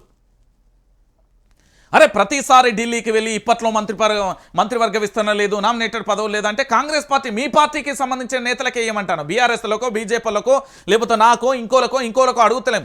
మీ పార్టీ కోసం కష్టపడిన వాళ్ళని గుర్తించి వాళ్ళకే మీరు నామినేటెడ్ పదవులు ఇవ్వండి. లేదా మీ పార్టీలకు సంబంధించి ఇప్పటికీ బీసీ ఉద్యమం ఎట్లా మొదలైంది, రేపు పొద్దుగాల ఇంకో ఉద్యమాలు ఎట్లా మొదలవుతున్నాయో మాకు తెలుసు. ఆ మంత్రి పదవి ఏదో ఇచ్చేయరు, మంత్రి పదవి ఖాళీగా ఉంచుకొని మీ దగ్గర పెట్టుకుంటే ఈరోజు రాష్ట్రం ఆగమైపోతున్నది. మంత్రివర్గ విస్తరణ కావాలంటే కూడా రాహుల్ గాంధీ అపాయింట్మెంట్ కావాలనా? అందుక మిమ్మల్ని తెలంగాణ ప్రాంత బిడ్డలు ఇక్కడ ఓటేసి గెలిపించింది, అందుక మిమ్మల్ని తెలంగాణ ప్రాంత ప్రజలు ఎన్నుకున్నది, అందుక మిమ్మల్ని తెలంగాణ ప్రాంత ప్రజలందరూ కూడా నిలబెట్టింది. అరే తెలంగాణ ఆగమైపోతున్నదిరా నాయన, ఇక్కడ మంత్రివర్గ విస్తరణ చేయరా నాయన అని అడిగితే లేదు మా రాహుల్ గాంధీని నేను అపాయింట్మెంట్ అడగలే, రాహుల్ గాంధీ అపాయింట్మెంట్ ఇవ్వలే, మంత్రివర్గ విస్తరణ ఇప్పుడు లేదు. వాళ్ళ పేపర్లలో కూడా ఇగో మీరు చూడుర్రి, తాటికాయంత అక్షరాలలో ఇగో ఎట్లా రాసింది చూడుర్రి. త్వరలో మంత్రివర్గ విస్తరణ, 4 పదవుల భర్తీకి Congress high command green signal, BC Mudiraj, SC ST Reddy మైనార్టీలకు chance, CM Revanth Reddy deputy CM Bhatti Uttam PCC chief మహేష్తో చర్చించిన వేణుగోపాల్, ఢిల్లీలో 4గురితో విడివిడిగా భేటీ, పలువురు పేర్ల ప్రస్తావన, ప్రస్తుతం 6 మంత్రి పదవులు ఖాళీ, 4ంటికి ఓకే అంటూ కూడా చెప్పిన పరిస్థితి కనబడుతుంది. అంటే ఇప్పట్లో లేదు, సందర్భాన్ని వచ్చి మరో 2 అని కూడా చెప్పారు. ఇగో ఇంకో పత్రిక వాళ్ళదే ఇది, కేబినెట్ విస్తరణకు మరింత సమయం. ఇగో చూడుర్రి, వీళ్ళ పత్రికలే ఇవన్నీ. కేబినెట్ విస్తరణకు మరింత సమయం, ఎంపికలలో అధిష్టానానికే తుది నిర్ణయం, పీసీసీ మాజీ అధ్యక్షులు మల్లు అనంతరాములు వర్ధంతి సందర్భంగా ఆయనకు నివాళి. ఇది కాదు, నేను ఎవరి పేరును ప్రస్తావించలేదు. పీసీసీ కార్యవర్గంపై 2 రోజులలో ప్రకటన, రాహుల్ గాంధీకి మధ్య గ్యాప్ లేదు, పార్టీలో వ్యక్తిగత నిర్ణయాలు ఎప్పుడూ ఉండవు, ప్రతిపక్ష నేతలను త్వరగా కూడా జైల్లో వేయాలనే ఆలోచన కూడా లేదు, కులగణనతో ముస్లిం రిజర్వేషన్లు శాశ్వతంగా పరిష్కారం, ఢిల్లీలో మీడియాతో మాట్లాడుతున్న సీఎం రేవంత్ రెడ్డి చిట్చాట్ అంటూ కూడా చెప్పిన పరిస్థితి కనబడుతుంది. ఏంది కేబినెట్ విస్తరణ మరింత సమయం, కేబినెట్ విస్తరణ మరింత సమయం వల్ల నష్టపోయేది తెలంగాణ ప్రాంత ప్రజలు. రేవంత్ రెడ్డి ఏం నష్టపోడు, ఇప్పుడు ఉన్న మంత్రులు ఏం నష్టపోడు, అక్కడ రాహుల్ గాంధీ ఏం నష్టపోడు, ప్రియాంక గాంధీ ఏం నష్టపోదు, సోనియా గాంధీ ఏం నష్టపోదు, మల్లికార్జున్ ఖర్గే ఏం నష్టపోదు, ఆ పార్టీకి సంబంధించిన ఏఐసీసీ సభ్యులు ఏం నష్టపోరు. తెలంగాణ ప్రాంత ప్రజలు నష్టపోతున్నారు, ఇక్కడి ప్రజలు నష్టపోతున్నారు. మంత్రివర్గ విస్తరణ లేకపోవడం వల్ల వీళ్ళు ఇబ్బంది పడుతున్నారు, మంత్రివర్గ విస్తరణ కోసం తెలంగాణ ప్రజలు ఇబ్బంది పడుతున్నారు. ఇది వాస్తవం కాదా? నేనేమంటున్నానంటే తెలంగాణ ప్రజలారా, కేబినెట్కి ఇంకెంత సమయం తీసుకుంటారు? సరే 2020 వేస్తారా? ఇక అప్పుడు ఓకేనా? 2027-28లో ఓకేనా? ఇక అప్పుడు ఎన్నికలు ఉన్నాయనగా ఒక రోజు ముందు మంత్రివర్గ విస్తరణ చేయరు. ఇక తెల్లారితే ఎట్లా కొత్త ప్రభుత్వం వస్తుంది కాబట్టి 2028లో అల్టిమేట్గా కాంగ్రెస్ ప్రభుత్వం రాదు. ఇది ఇట్లా ఏంది ప్రామిసరీ నోటు మీద రాసుకోరు. ఇక అన్ని వర్గాలను కూడా మోసం చేసింది. అరే సంవత్సర కాలం అయిపోతుంది, ఓ విద్యాశాఖ మంత్రి లేదు, హోం మంత్రి లేడు, మున్సిపల్ శాఖ మంత్రి లేడు, ఇంకో మంత్రి లేడు, ఆ మంత్రి పదవులను భర్తీ చేయరా నాయన అంటే ఆ మంత్రి పదవులను భర్తీ చేయకుండా వాళ్ళ దగ్గరనే పెట్టుకుంటే తెలంగాణలో ఏం జరిగినా కూడా ఎవరిని అడగాలను, అధికారిని అడిగితే నాకేం తెలుసు, ప్రభుత్వం నుండి ఒత్తిడి వస్తుంది, నేనేం చేయాలనే కాడికి వచ్చింది. గదే జరుగుతున్నది ఈ తెలంగాణలో. ఏమన్నా అంటే మంత్రివర్గ విస్తరణ ఇప్పుడు లేదు, అరే మీకు ఇచ్చింది పరిపాలన చేయమని, మీ దగ్గర పదవులు పెట్టుకొని పూజ చేయమని కాదు. మిమ్మల్ని ఏం చేసినాం మేము? మిమ్మల్ని పూర్తి స్థాయిలో కూడా మీరు అధికారంలో ఉండి ఈ తెలంగాణ ప్రాంత ప్రజలకు పూర్తి స్థాయిలో సంక్షేమ పథకాలు పరిపాలన చేయమన్నాం మిమ్మల్ని. దాన్ని ఇంట్లో పెట్టుకొని ఓం విద్యాశాఖ ఆయన మంత్రి ఆయన మహా ఏది హోంమంత్రి శాఖ ఆయన మంత్రి వాటిని పెట్టుకొని పూజ చేయమని చెప్పలే. పొద్దుగాల లేవంగానే కౌసల్య సుప్రజ రామ పూర్వ సంధ్య ప్రవర్తతే అన్నట్టు పొద్దుగాల లేవంగానే నేనే ముఖ్యమంత్రి ఆయన మహా, లేకపోతే నా దగ్గరనే హోంమంత్రి ఉన్నది, విద్యాశాఖ మంత్రి ఉన్నది పూజ చేయమనిలే మేము. అది తెలంగాణ ప్రాంత ప్రజలకు సంబంధించి పరిపాలన కోసం ఆ పదవులను ఇవ్వమని చెప్పినాం, ఇచ్చి పరిపాలన చేయమని చెప్పినాం. పరిపాలన చేస్తే పూర్తి స్థాయిలో తెలంగాణ ప్రాంత ప్రజలకు వాళ్ళకు కావాల్సిన ఏవైతే సంక్షేమ పథకాలు వాళ్ళకు సంబంధించి అనేక సమస్యలతోని తాండవిల్తాం. అరే ఈ తెలంగాణలో ఎక్కడైనా విద్యాశాఖకు సంబంధించి రివ్యూ జరగంగా చూసిరా అండి? హోంశాఖకు సంబంధించి రివ్యూ జరగంగా చూసిరా అండి? మున్సిపల్ శాఖ రివ్యూ జరగంగా చూసిరా అండి? తెలంగాణ ప్రజలారా మరింత సమయం ఏందనుకుంటారు? అదేమన్నా ఏంది ఇతర గ్రహాలకి ఏమన్నా రాకెట్ లాంచ్ చేస్తున్నారా? 1 2 3 మరింత సమయం అని చెప్పడానికి? మీ దగ్గర ఉన్న పదవులను మీ పార్టీ నేతలకే ఇవ్వమంటానా నేను? మీకు ఎవ్వరికి ఇవ్వబుద్ధి అయితే వాళ్ళకి వీళ్ళకి ఇవ్వాలి, గవలకి ఇవ్వద్దని ఏం లేదు. ఎవరికి నామినేటెడ్ పదవులు ఇవ్వాలనుకుంటే గావాలకే. నేను వాటిని ఉంచుకొని పూజ చేయమని చెప్తలేను. తెలంగాణ ప్రాంత ప్రజలకు పరిపాలన కోసం ఆ పదవులను అన్నింటినీ కూడా ఇవ్వమని చెప్తున్నా.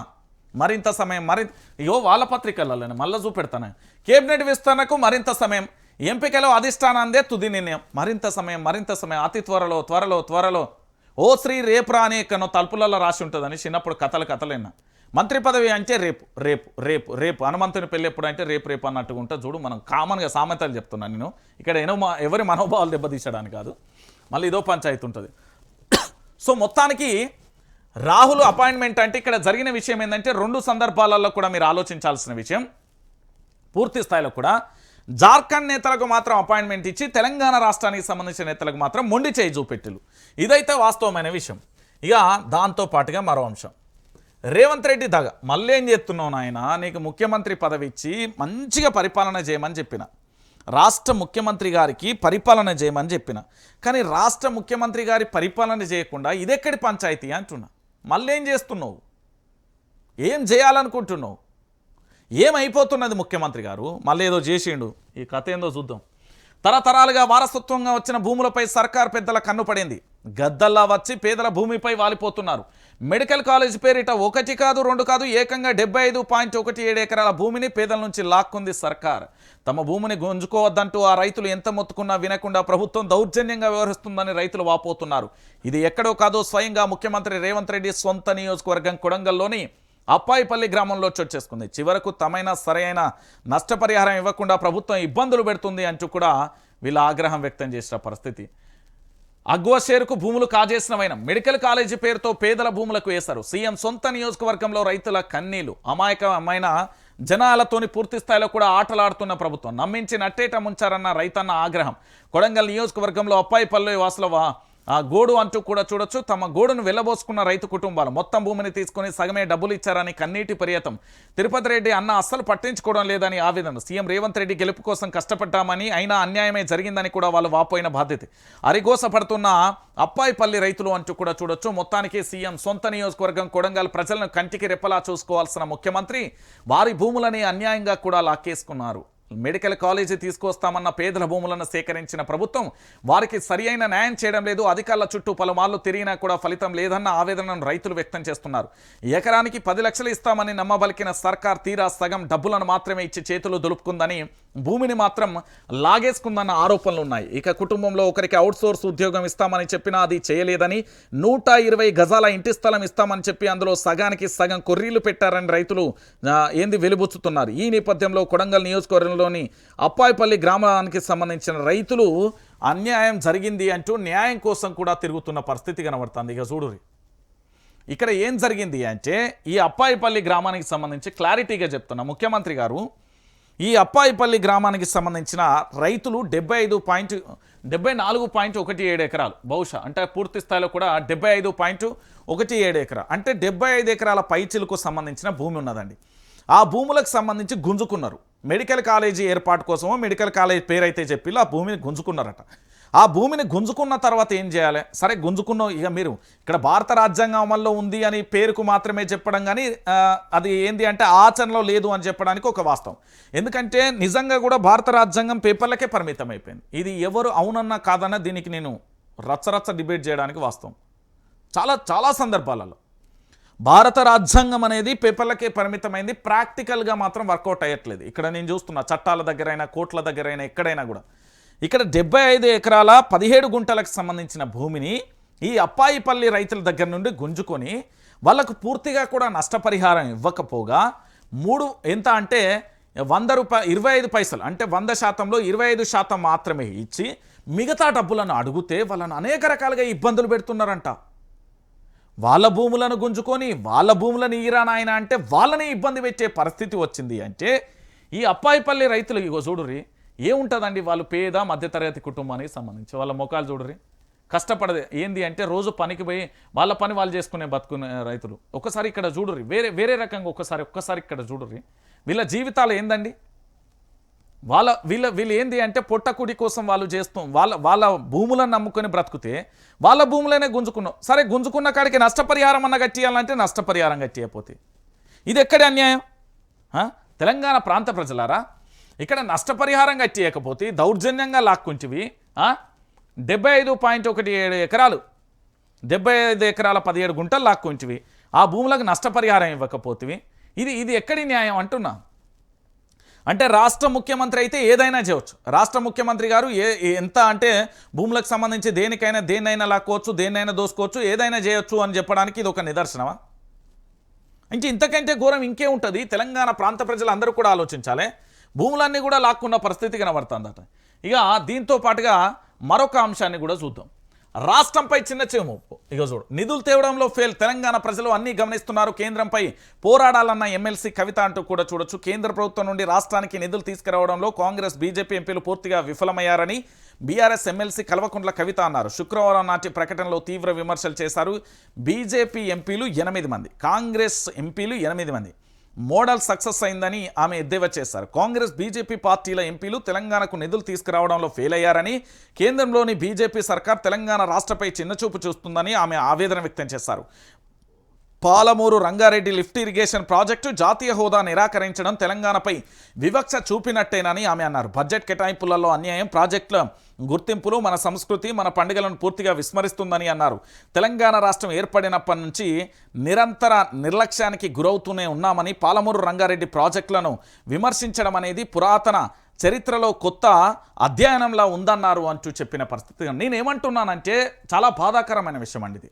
మీరు ఎవ్వరు ఏమని అనుకోరు కానీ ఈ తెలంగాణలో 8 మంది ఎంపీలు 8 మంది కాంగ్రెస్ బీజేపీ ఎంపీలు ఉన్నారు.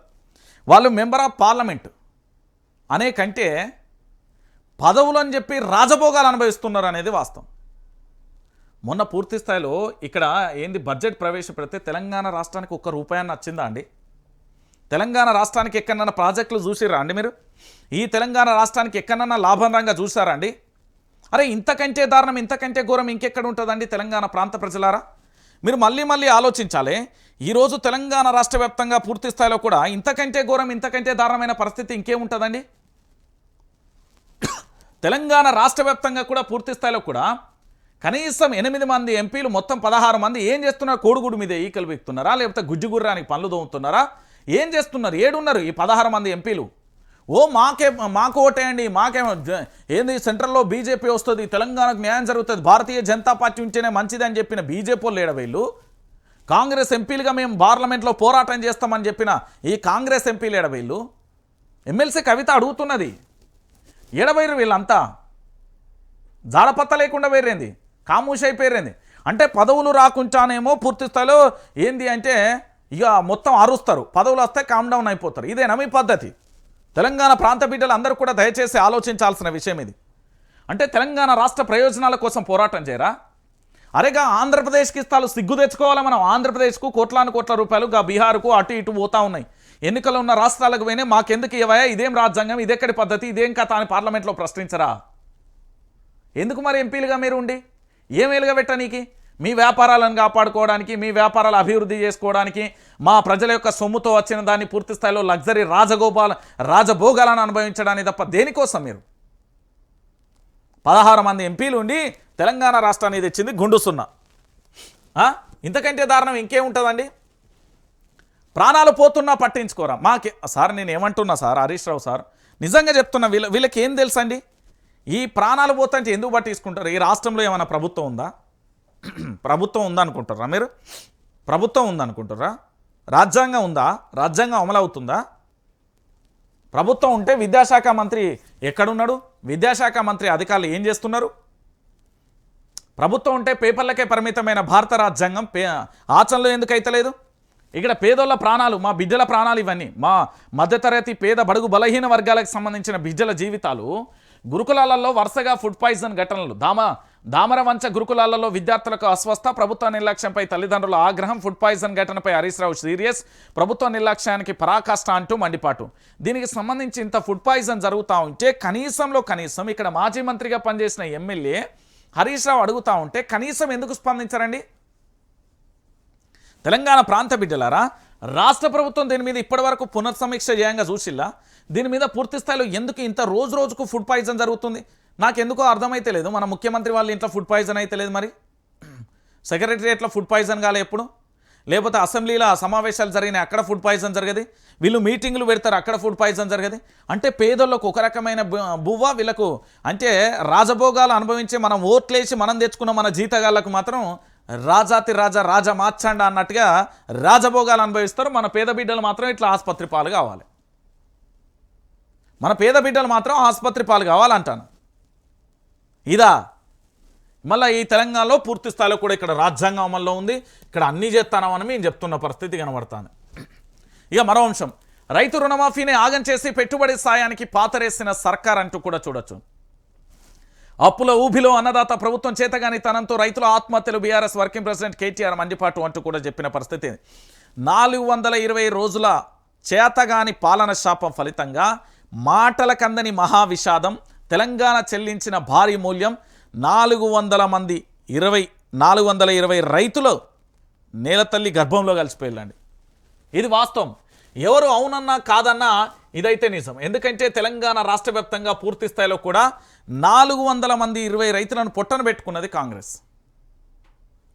రైతు రుణమాఫీ కాక కొంతమంది రైతుకు సంబంధించి పెట్టుబడి సాయం అందక, పండించిన పంటకు మద్దతు ధర లేక, పండించిన పంటను కొనుగోలు చేయక, దాంతోపాటు అప్పుల ఊబిలో పంటలు వండక రైతులు ఆత్మహత్య చేసుకుంటా ఉంటే 420 కుటుంబాలండి. ఇంటికి ఎనగర్రే ఆ ఇంటి యజమాని, ఆ ఎనగర్రే కూలిపోయిన తర్వాత ఆ ఇంటి పరిస్థితి ఏంది మీరందరూ ఆలోచించాలి. వాళ్ళ కొడుకులు బిడ్డలు లాయర్లు కావాలని, కలెక్టర్లు కావాలని, ఎస్పీలు కావాలని, ముఖ్యమంత్రి కావాలనో, లేకపోతే ఇస్రో శాస్త్రవేత్త కావాలనో, లేకపోతే డాక్టర్లు కావాలనో, పెద్ద పెద్ద ఆశలు కలలు కన్న వాళ్ళందరూ కూడా ఇంజనీర్లు, పైలట్లు కావాలనుకున్న వాళ్ళ జీవితాలలో చీకటి అయిపోయినట్టే కదా, వాళ్ళ బ్రతుకులు ఆగమైపోయినట్టే కదా. ఒకసారి తెలంగాణ ప్రాంత బిడ్డలారా మీరే ఆలోచించండి. వాళ్ళ జీవితాలను ఆగమైపోయినట్టే కదా, వాళ్ళ బ్రతుకులు ఆగమైపోయినట్టే కదా. ఇప్పుడు ఏం చేద్దాం మరి? ఈ తెలంగాణ రాష్ట్రంలో ఇంత జరుగుతూ ఉంటే మనం ఏం చేద్దాం అంటున్నా. 420 కుటుంబాలకు సంబంధించిన రైతులు ఆత్మహత్య చేసుకున్నారు కదా, 420 కుటుంబాలు ఆగమైపోయినాయి కదా, అరిగోసపడుతున్నారు కదా రైతులు. వాళ్ళ పరిస్థితి ఏంది అని అడుగుతున్నాం ఈరోజు. కేటీఆర్ అడుగుతున్నాడు. ఇక దాంతోపాటుగా ఇంకొక అంశాన్ని కూడా మళ్ళీ చూడొచ్చు. బడుగులను దొంగ దెబ్బ తీసిన కాంగ్రెస్, బీసీల గొంతుక బీఆర్ఎస్ఏ. శుక్రవారం అందుబాటులో ఉన్న బీసీ నేతలతో ఎమ్మెల్సీ శంబిపూరి రాజు ఇంట్లో భేటీ అయిన కేటీఆర్. చిత్రంలో మండలిలో ప్రతిపక్ష నేత మధుసూదనాచారి, మాజీ మంత్రి గంగుల జోగురామన్న, ఎమ్మెల్యే వివేకానంద గౌడ్ అంటూ కూడా చెప్పిన పరిస్థితి కనబడుతుంది. సో మొత్తానికి 42% రిజర్వేషన్ సాధనకు కార్యాచరణ, రాజ్యాంగ సవరణ కోసం పోరాడతాం, కులగణన పేరిట కాంగ్రెస్ సర్కార్ కుట్ర, బీసీ జనాభా 5% ఎట్లా తగ్గింది, 22 లక్షల మందిని మాయం చేసిండ్రు, కామారెడ్డి డిక్లరేషన్కు మంగళం బాడిండు. BRS working president KTR fire. Shambhupur Raju నివాసంలో సమావేశం. అందుబాటులో ఉన్న బీసీ నేతలతో చర్చలు. తెలంగాణ భవన్లో రేపు బీసీ నేతలతో భేటీ అంటూ కూడా చెప్పిన పరిస్థితి కనబడుతోంది.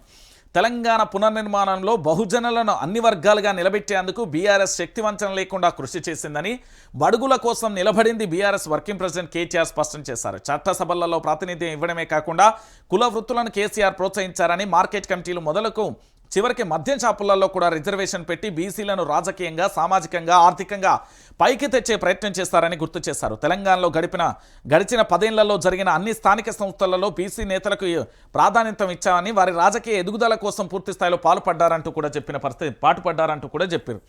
నేనేమంటున్నానంటే వినతులన్నీ కూడా బుట్టదాకలే. 2011 జనాభా లెక్కలు వద్దని 8000 వినతులు, ఏకసభ్య కమిషన్కు దళిత సంఘాల విజ్ఞప్తులు. అయినా ఆ లెక్కల ఆధారంగానే వర్గీకరణ, సర్కారు తీరుపై దళిత నేతల ఆగ్రహం, కుల గణన ఎందుకు చేశారంటూ మండిపాటు. ఇక ఉపకులాల లెక్కలేనట్టేనా? పబ్లిక్ డొమైన్లో పెట్టని సర్కారు ఇప్పటికీ బీసీ ఎస్సీ వర్గాల ఆగ్రహం, కులాల వారిగా లెక్కిస్తే తప్పని వ్యతిరేకత, వివరాలు వెల్లడికి జంకుతున్న సర్కార్ అంటూ కూడా చూస్తున్న పరిస్థితి కనబడుతుంది. అంటే పూర్తి స్థాయిలో ఇక్కడ విషయం ఏంది అంటే, బీసీలకు సంబంధించిన మరొక ఉద్యమ కార్యాచరణ బీఆర్ఎస్ పార్టీ ఆధ్వర్యంలో రూపుదిద్దుకోపోతుంది.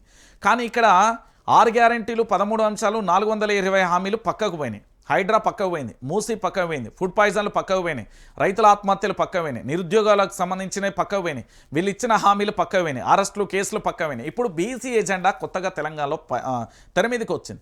ఈ బీసీ ఉద్యమం అనేది ఇయ్యాటి నుంచి ఉన్నదా అంటే, బీసీ ఉద్యమం ఎప్పటి నుంచో కొనసాగుతుంది. నిన్న మొన్న వచ్చిన బీసీ ఉద్యమాలు కాదు, బీసీ ఉద్యమం ఎప్పటి నుంచో కొనసాగుతుంది. ఆ బీసీ ఉద్యమానికి సంబంధించి చాలామంది నేతలు నాయకత్వాలు వహించారు. అందరూ పదవులతోని ఆడంబరంగా ఉన్న పరిస్థితి. ఆ తర్వాత ఎవరు పట్టించుకోని పరిస్థితి కూడా కనబడుతుంది.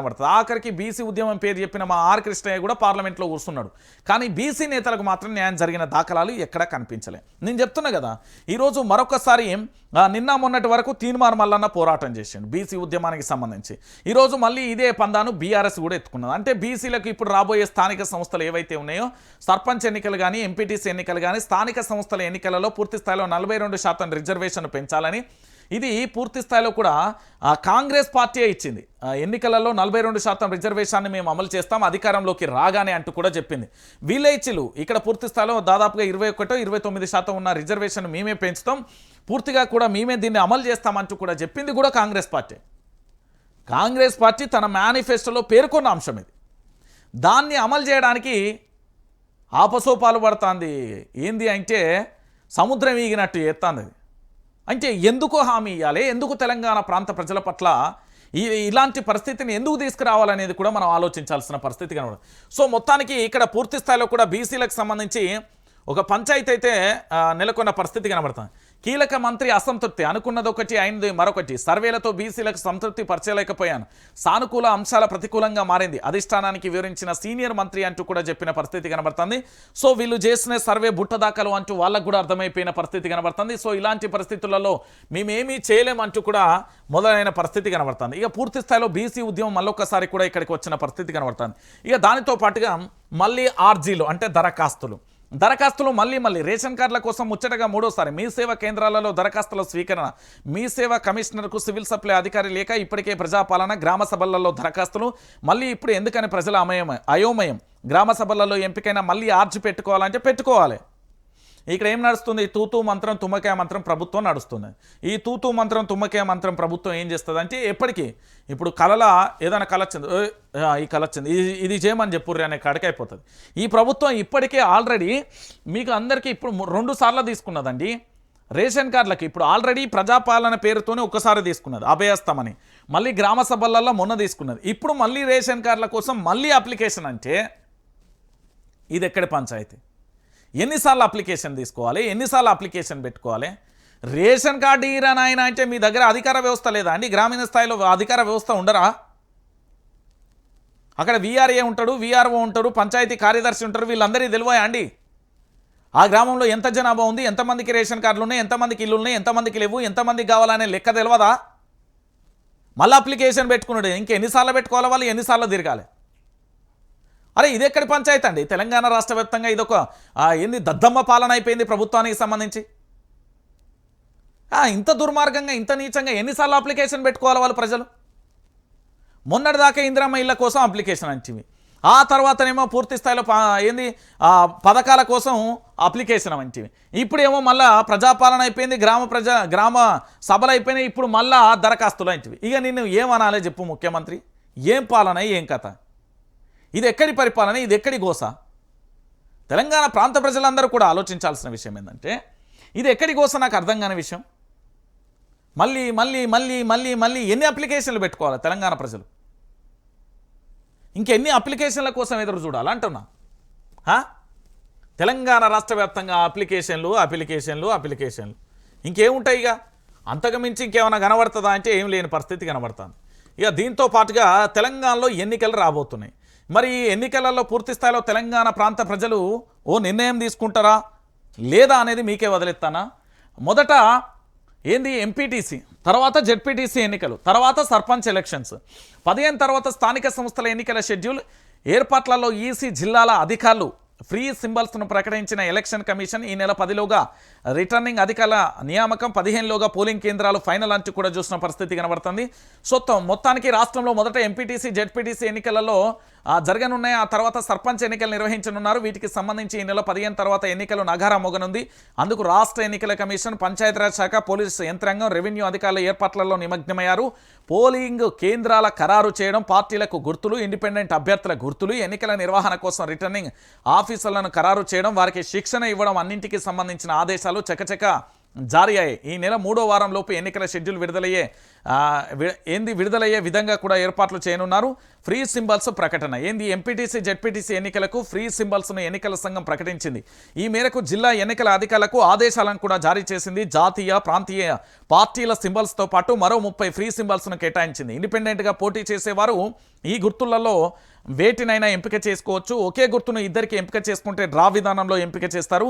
కాంగ్రెస్కు చేయి గుర్తు, బీజేపీకి కమలం పువ్వు, ఆమ్ ఆద్మీకి చీపిరి, దాంతోపాటు సిపిఎంకు సుత్తి కొడవలి నక్షత్రం గుర్తులను, ఇట్లా అన్ని పార్టీలకు ఏ పార్టీ కారు గుర్తు, ఇట్లా ఏ పార్టీకి ఏదేది కావాలో వాటన్నింటిని కూడా పూర్తి స్థాయిలో కూడా కేటాయించిన పరిస్థితి కనబడతాను.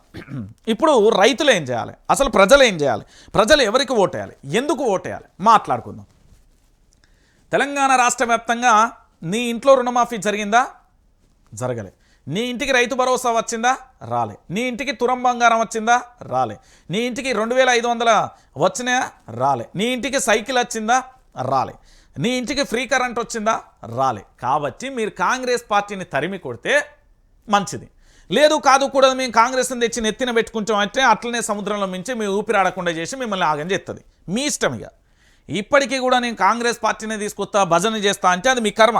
కానీ కాంగ్రెస్ పార్టీ వస్తే మాత్రం ఈ స్థానిక సంస్థలలో మీ తడాక చూపెట్టకపోతే మళ్ళొక్కసారి ఇబ్బందికరమైన పరిస్థితులు ఏర్పడే అవకాశాలు అయితే చాలా స్పష్టంగా కనబడతాయి. ఎందుకు అంటే మొదట ఎంపీటీసీ జెడ్పీటీసీ ఎన్నికలు కానీ, ఆ తర్వాత జరిగే సర్పంచ్ ఎన్నికలు కానీ పూర్తి స్థాయిలో కూడా జరిగే ప్రమాదాలు మళ్ళీ ఏముంటాయంటే ఇక్కడ కనుక కాంగ్రెస్ పార్టీని తరిమి కొట్టకపోతే మళ్ళీ ఇబ్బందికరమైన పరిస్థితులు తెలంగాణ ప్రాంత ప్రజలు ఎదుర్కొంటారు.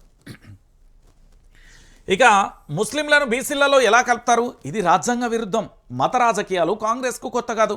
రాహుల్ గాంధీ ఆశయాలకు తూట్లు పడుతున్నారు ఆ పార్టీ నేతలు. కేంద్ర మంత్రి కిషన్ రెడ్డి నేడు బీజేపీ కీలక సమావేశం. అవునా? మా తెలంగాణ రైతులు రుణమాఫీ కాలే, దాని సంగతి ఏంది? లగచెర్ల దగ్గర రైతులు లడాయి చేస్తున్నారు, దాని సంగతి ఏంది? దాంతోపాటు రైతులకు సంబంధించిన రైతు భరోసా వాళ్ళే, దాని సంగతి ఏంది? తులం బంగారం రాలే, దాని సంగతి ఏంది? 2500 రాలే, దాని సంగతి ఏంది? ఇవన్నీ పక్కన పెట్టి మా కిషన్ రెడ్డి గారు ముస్లింలు ఏం లేదు, ముస్లిం హిందూ, సనాతన ధర్మం, హిందూయిజం గివి తప్ప మనలోకి ఏం రావు. నేను హిందువునే, నాకు ధర్మాలు తెలుసు, ఏం లేదు. మతాల మంది హిందూ ముస్లింకు సంబంధించి ఈ పంచాయతీ మొదలుపెట్టే ప్రయత్నం చేస్తారు తప్ప ఇంకేం ఉండదు ఇక్కడ. ఈ పంచాయతీ పెట్టే ప్రయత్నం చేస్తారు తప్ప ఇంకేం ఉండదు ఇక్కడ. వీళ్ళకి ఇంతకు మించి ఏమవుతుందండి?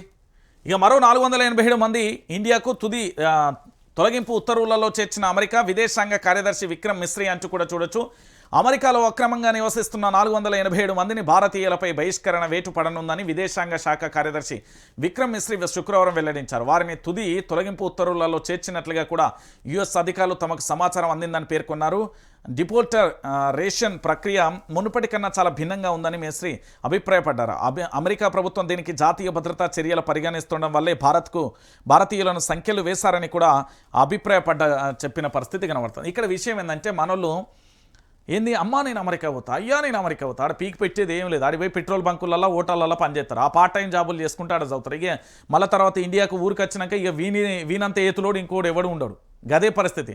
అమెరికా పోయి కొద్దిగా ఏమైనా పెద్ద పెద్ద చదువులు చేయడం ఆయన కొడువులు చేసిలా కాదు, ఇక్కడ ఉద్యోగాల పేరుతోని కంపెనీల పేరుతోని విదేశాలకు వెళ్ళిన వాళ్ళకు ఎలాంటి ముప్పు వాటిల్తలేదు లేదు. ఇక్కడ నుండి పూర్తి స్థలం వల్ల ఇంకొకటి ఏంటంటే కొంతమంది ఎన్ఆర్ఐలు ఉంటారు. అంటే ఇక్కడ నుండి వెళ్ళిన వాళ్ళందరూ కూడా చాలామంది కొంతమంది ఆడ క్రెడిట్ కార్డులని ఆ కార్డులని ఈ కార్డులని బిజినెస్లు చేస్తూ పట్టుబడ్డారట. దానికి సంబంధించి కూడా వచ్చిన పరిస్థితి. ఈడికి రాగానే బిల్డప్లు కొడతారు కానీ అంత బిల్డప్ బాబాయిలే వీళ్ళు. ఆడి పెద్ద ఇప్పుడు వచ్చిన వాళ్ళు అందరూ చాలా మంది ఉన్నారు. ఇంకా లీస్టు చాటభారత ఉన్నది. ఇది నాకు వచ్చిన లీస్ట్ వరకే దాదాపుగా 230 దాకా ఉన్నారు. అంటే ఇప్పటి వరకు దాదాపుగా ఇండియాకు ఇంకా 487 మంది మొన్న కొంతమందిని పంపించి ఇవాళ కొంతమందిని పంపించు. పూర్తి స్థాయిలో ఏం లేదు. మీరందరూ కూడా విదేశాలకు వెళ్ళే వ్యక్తులు కంపెనీల ఉద్యోగాలు వచ్చి ఆ కంపెనీల త్రూ వెళ్తే ఏం కాదు, కానీ ఇక్కడ నుండి పోయి అక్కడ అంతా బిల్డప్ బాబాయిలు తప్ప ఇంకో కథ ఉండదండి. ఇది మీరు అందరూ కూడా తెలుసుకోవాలి. విదేశాలలో ఏం పాడబడతాం, మన దేశంలో పూర్తి స్థాయిలో ఉంటే పరిస్థితి ఉంటుంది. కానీ ఇక దాంతోపాటుగా ఇంకొక అంశాన్ని కూడా ఇక్కడ చూడొచ్చు. ఏంది అంటే తెలంగాణ రాష్ట్ర వ్యాప్తంగా మరో అంశం కూడా చోటు చేసుకుంటున్న పరిస్థితి కనబడుతుంది. ఇక కాంగ్రెస్ పార్టీలో కులాల పోరొచ్చిందని వర్కింగ్ ప్రెసిడెంట్గా 4 ఎస్సీ ఎస్టీ రెడ్డి మైనార్టీల వర్గాల నుంచి ఎంపిక చేయనున్న ఏఐసీసీ 20 మందికి పైగా కూడా వైస్ ప్రెసిడెంట్లు, నేడో రేపు 25 మందితో పీసీసీ కొత్త కార్యవర్గం, పార్టీ జనరల్ సెక్రటరీ పోస్టులు ఇప్పట్లో లేనట్టే దేశవ్యాప్తంగా ఒకేసారి జిల్లా అధ్యక్షుల నియామకం అంటూ కూడా చెప్పిన పరిస్థితి కనబడుతుంది. ఇక ఏముంటుంది మీ అందరికీ తెలిసిన విషయమే కదా. కాంగ్రెస్ పార్టీ రాజకీయాలు ఈ కుల మతాలతో తప్ప వేరే రకంగా కనబడాయి. ఇంకా అంతకుమించి ఏముంటుంది, అంతకుమించి ఏం కనబడదు కూడా. తెలంగాణ రాష్ట్ర వ్యాప్తంగా ఇంతకుమించి ఏమి కూడా ఉండని పరిస్థితి కనబడుతుంది. తెలంగాణ రాష్ట్రంలో ఇంతే ఉంటుంది. ఇక దాంతోపాటు పూర్తి స్థాయిలో కూడా మనం చూస్తున్నాం తెలంగాణ రాష్ట్ర రాజకీయాలలో కనబడతాం. అయితే నేనేమంటున్నా అంటే తెలంగాణ ప్రాంత బిడ్డలందరూ కూడా ఆలోచించాల్సిన విషయం ఏంటంటే ఈ తెలంగాణ రాష్ట్ర రాజకీయాలలో ఇప్పటి వరకు వైఆర్టీవీ తెలుగు న్యూస్ ఛానల్ను ఎవరైనా లైక్ చేయకపోతే ఇక్కడ లైక్ చేయాలి, దాంతోపాటు సబ్స్క్రైబ్ చేయాలి. ఎందుకు అంటే తెలంగాణ రాష్ట్ర వ్యాప్తంగా వైఆర్టీవీ మీద కుట్రలు జరుగుతున్నాయి. కాబట్టి తెలంగాణ ప్రాంత ప్రజలారా మీ అందరికీ చెప్తున్నా, మీ కనబడుతున్న వైఆర్టీవీ తెలుగు న్యూస్ ఛానల్ ఖచ్చితంగా కూడా లైక్ చేసి